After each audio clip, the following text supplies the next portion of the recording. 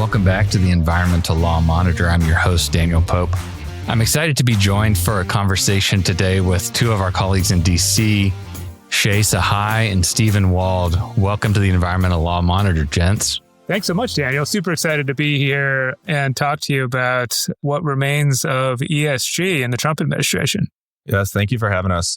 The way I think about ESG today is basically that it's not dead yet. I remember spending a lot of time looking at the SEC's disclosure rulemaking package that happened really sort of at the tail end of the Biden administration. Then we saw a brief, maybe somewhat spirited defense while that administration was finishing out. And obviously we know that we're not reporting our Scope 1, Scope 2 emissions as required by the SEC. But ESG is not just a set of regulations forcing you to do something. ESG is also something of a culture and a set of internal drives that corporations have to take a look at the environmental impacts of action. So what remains of ESG today? Let's table set there and then talk about some of the things that you guys have been tracking. Yeah, well, that's a lot of interesting stuff to unpack with your initial comments, Daniel. I mean, I think the first place to start is that ESG is a really broad concept and an almost oddly broad concept when you think about it. So there's three aspects of it: environmental, social, and governance. And once you think about what those three things mean, you realize, well, is there much that a company does that falls outside of ESG? And I don't think there is. Right. So the E you already mentioned is environmental. So, sustainability issues, emissions, how your company impacts the environment, and now also how the environment impacts your company. I think both are encompassed within that E part. The social part essentially involves how a company impacts not only their employees, but society more generally, right? Which is right. The other stakeholders. You're not a shareholder, you're not an employee, but you still may have a stake in what the company down the street is doing. 100%. So that's quite broad, right? How does my company affect people? And then governance that one's a little bit obvious, but how is my company governed, or how is this company governed? That's things like board structure, incentives programs for leadership, things like that. So we've covered, how the environment affects a company, how you affect the environment, how humans affect the company, how the company affects humans, and then what governs the company and how it's set up. And it's wait, isn't that most of what the company does? And I think, just talking through it gives you an idea of how broad of a set of items falls within ESG. And therefore, whether that concept really made sense to kind of have everything under one umbrella in the first place, right? Essentially, almost everything about a company, maybe excluding share price, right? Perhaps share price doesn't fall within ESG, but just about everything else does. And so, when we put together the white paper, we focused on just the environmental piece, which I think is a little easier to get your arms around. But you could easily spend, as much time as you wanted diving into the other elements, right? The stakeholder engagement, employee engagement, diversity policies, if we're still allowed to say that word, governance issues. Each of those things is a topic in and of itself, and they're kind of distinct topics too. So it doesn't necessarily make sense to encompass them all under one overarching term, I think. Yeah, and I would say our focus as environmental lawyers obviously tends to be on the E part of ESG, and they are distinct components, but not wholly independent or unrelated to each other. For example, the governance component and the environmental component are clearly interacting. Auditing of climate-related risks or GHG emissions, which I'm sure we'll get into as we discuss some of the state policies. So you can kind of see how they are three distinct components, but companies need to kind of be thinking about them in tandem as well. You can't exactly just say, well, I've disclosed the fact that we're getting an air permit, and the air permit process or whatever we're doing on the air emission side, well, that has already taken into account social impacts, right? That's the whole concept of air permitting, right? You probably have to think about that in addition when you get to the S. And I would imagine that folks whose careers are a little bit more focused on the social or governance related substantive laws would probably view the S and the G about as complex as environmental lawyers might view the E, right? There's just a lot there that they can see that as the host of the Environmental Law Monitor, I may not be clued into just yet. Yeah, oh, for sure. There's definitely also employment law podcasts in addition Right. to Yeah, exactly. corporate law podcasts, diversity podcasts. All those things all exist, and they all warrant a great deal of attention, independent of environmental issues. That's for sure. So can you guys also just give us the sort of rough outline of recent ESG history? I mean, it seemed like you couldn't have any environmental conversation 2 or 3 years ago without ESG sort of just coming up, right? But where's it been? What's happened? Where are we? Yeah. So, I mean, I think over the last 5 to 10 years, we've really seen environmental reporting mature. A lot of standardized frameworks have been developed over the last decade. Stephen, maybe in a minute, you can walk us through on what the basics of the frameworks are. But you've had this sequence of environmental frameworks be developed that have standardized what goes into environmental reporting. So that's one big development that's happened in the last decade. And I think the discussion around that was happening a few years ago. And again, the field has matured to some degree, although there's a lot of thinking to go in terms of greenhouse gas reporting and reporting of other pollutants. So we've seen that happen. At the federal level, obviously, the SEC rule, which you mentioned, was the high water mark for environmental ESG reporting. That rule actually is still technically in place, but I think is, being held in abeyance or something like that. Yeah, it seems like a withered rule. Yeah, exactly. Well, it's not legally binding at this point in any event. Yeah. And so what's taken its place has been state level reporting requirements and then international reporting requirements. International requirements predated the SEC rule, of course. And while they have diluted to some degree, they still exist, particularly led by the EU. And then we can get into a little bit about where California is at, because I think the California reporting system for greenhouse gases, to the extent it continues to move forward, will end up being essentially a national program because of how the California system works. But Stephen, do you want to talk a little bit more about, some of the different frameworks and how they've developed over the years? Yeah, and looking to California as an example, and their guidance for their climate financial risk disclosures are expecting folks to make disclosures in conformance with certain international frameworks, like those developed by the Task Force on Climate-Related Disclosures, or like the International Financial Reporting Standards, sustainability disclosures frameworks. And these are also some of the frameworks that we're seeing used in the EU as well, that have been developed well before CARB started developing their reporting regulations. And we see CARB trying to grapple with not wanting to spell out how every single disclosure should look and not wanting to provide mere checklists, but also trying to provide folks that have to disclose with some sort of flexibility, which is why they're turning to existing frameworks that the EU has been using for a while now. Yeah, that's great, Stephen. So I think, teasing that apart a little bit, there's 2 types of reporting that are at issue in California. One of them is just reporting of what your greenhouse gas emissions are. And so there are a couple of frameworks that speak directly to that issue. A couple of the ones that Stephen mentioned were the ISSB standards. Those formerly were called the SASB standards, the Sustainability Accounting Standards Board, I believe. And it was what it sounds like. It's a bunch of accountants got together and created a very specific breakdown of the types of greenhouse gases that need to be reported when you make a corporate disclosure.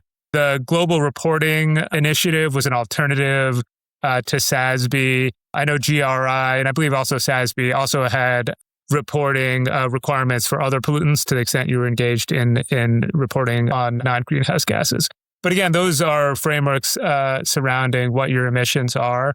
Then there's this other category of disclosures discussing either how your business impacts the climate or how the climate can impact your financial performance. And that's really been led by this thing called the Task Force on Climate-Related Financial Disclosures that Stephen also mentioned. But again, that's more of a financial reporting mechanism. And it's frankly more controversial because it's obviously a little bit more subjective as compared to the greenhouse gas reporting frameworks. And getting even more subjective, the frameworks that you had mentioned are what some folks call single materiality frameworks that focus on climate financial risk impacting the disclosing company. But there's also what some folks refer to as dual materiality frameworks, which also focus on a company's impacts to others. You can probably imagine can start becoming pretty subjective pretty quickly. Yeah, I mean, I'm already just in the past 5 minutes of conversation needing more explainers on the explainer, right? Because right now we've got state drivers for reporting, and then you've got maybe a corporation's own public statements about the kinds of reporting that they're going to be committed to or the information that they want to be putting out into the marketplace.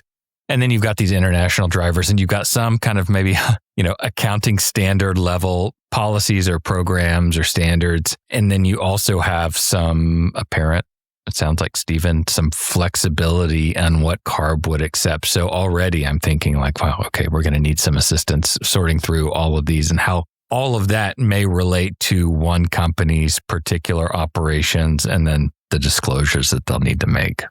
Yeah, and even something that sounds like, oh, this could be black and white, reporting your greenhouse gas emissions, and you quickly peek under the curtain and see, oh, so you got scope 1, scope 2, and scope 3 emissions that states and the federal government and EU has been grappling with.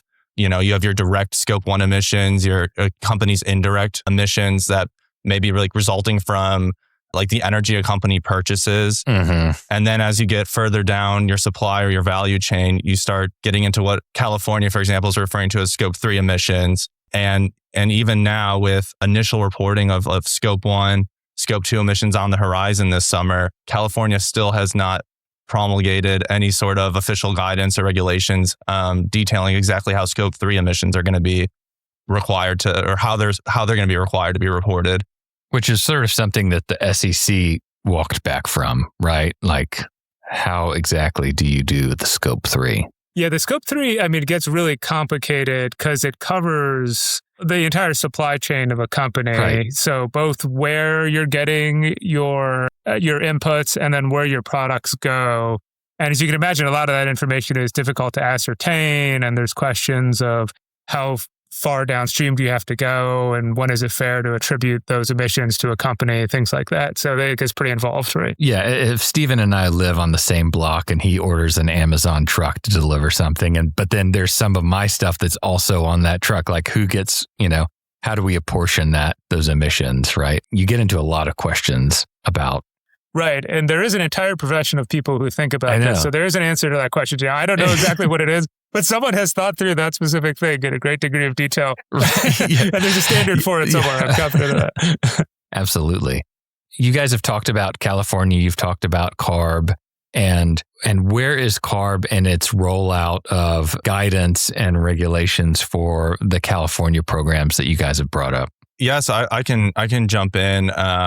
Starting with the Climate-Related Financial Risk Act, or what is shorthandedly known as SB 261. The initial reporting deadlines were supposed to be due this past January, and that was going to be for any U.S. companies that do business in California with total annual revenues that exceed $500 million. And as some of us are probably aware, that has been involved in a lot of litigation, and currently the enforcement on that has been stayed by the Ninth Circuit. So CARB has continued to finalize the rules, but has exercised its enforcement discretion in electing not to enforce this first round of initial reports that were due in January. But nevertheless, dozens and dozens of companies have been making their initial reports and submitting them to the docket on CARB's website. So it's very much still alive and well in California, and CARB, every public workshop every month, is continuing to say that as soon as the litigation unpauses or as soon as the injunction is lifted, they will issue a new deadline in short order. Are the companies that are submitting those reports, Stephen, California headquartered companies, or are there some companies that are outside of California's state borders that are also lobbing in those disclosures? From a quick look at the list, it looks like it's folks from all over, and California, ties this definition of doing business in California to their revenue and taxation code.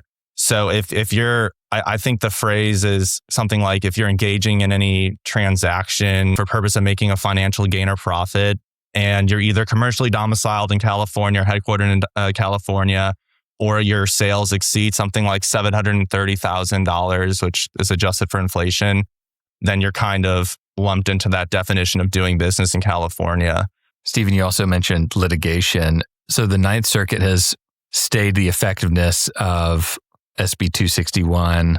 Where is that litigation right now? And like, how close are we to having some sort of final resolution of the litigation? That's another good question. So actually, oral arguments were held earlier this year.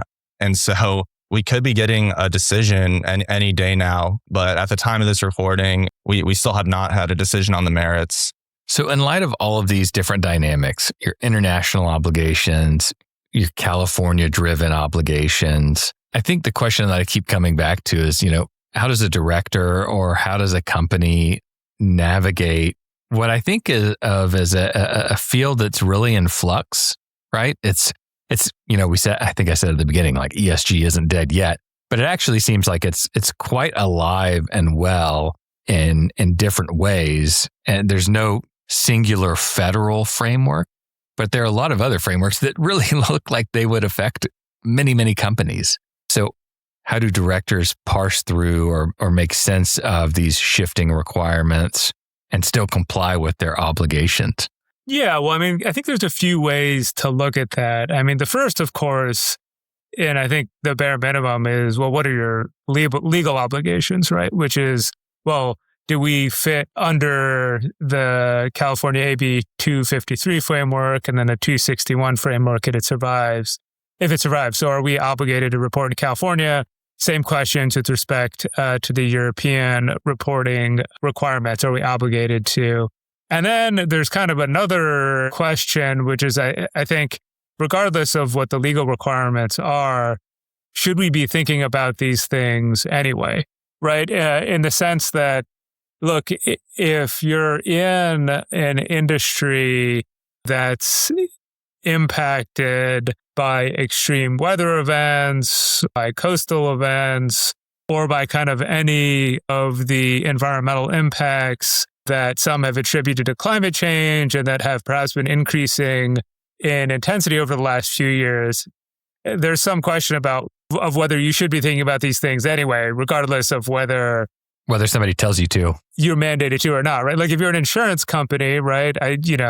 Maybe you don't do business in California for some reason, but you should probably think about, the frequency of droughts, whether or not some government agency is telling you to or not, right? And, you can think of a number of other types of entities that are impacted by the changing climate, and I think ought to be thinking about that. And then there's, of course, a lot of companies that view themselves as public benefit companies, or that have that have a product that they view as some sort of climate solution. Obviously, all those companies are going to be out there probably at the forefront of both greenhouse gas reporting and then also financial climate reporting, because that's at the center of their business model, right? They're advertising to their customers that there's some sort of climate benefit. So they're certainly going to be at the forefront of meeting these requirements so they can pass that information along to their customers.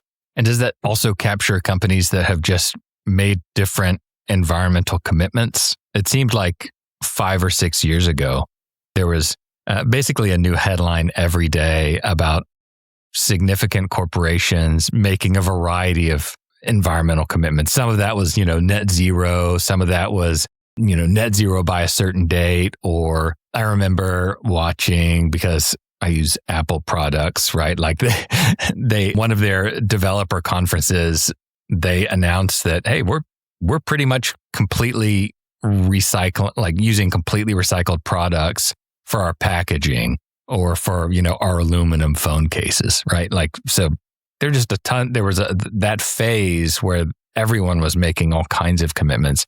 And it seems like that's also something you would want to be tracking too on a go forward basis, regardless of whether there's a driver forcing you to do that now. Yeah, well, there's a whole other area of law which we haven't discussed yet, which involves statements that mislead consumers, that comes into play behind what you're saying. So I think a decade ago, a lot of this environmental reporting was being largely driven by advertising teams or comms teams, maybe government relations teams. And I think they got a little bit in front of the legal teams on this. And they were making statements which in some cases were alleged to be difficult to substantiate, right? And so we've seen a lot of green marketing litigation over the last decade where consumer advocates are saying, well, you don't have the data to back up these claims, so consumers are buying your products thinking that they're good for the environment when you really, can't say that. Yeah, sort of classic greenwashing suits. Yeah, exactly. So there's been a proliferation of those, of the lawsuits over time. And I think as a result, our people have gotten more involved with environmental claims and are now trying to be a little bit more strict with substantiation of claims. And there's, instances where I think these lawsuits have made companies be more strict about having evidence to back up their claims. But then there's also lawsuits that I think put companies in a very difficult situation.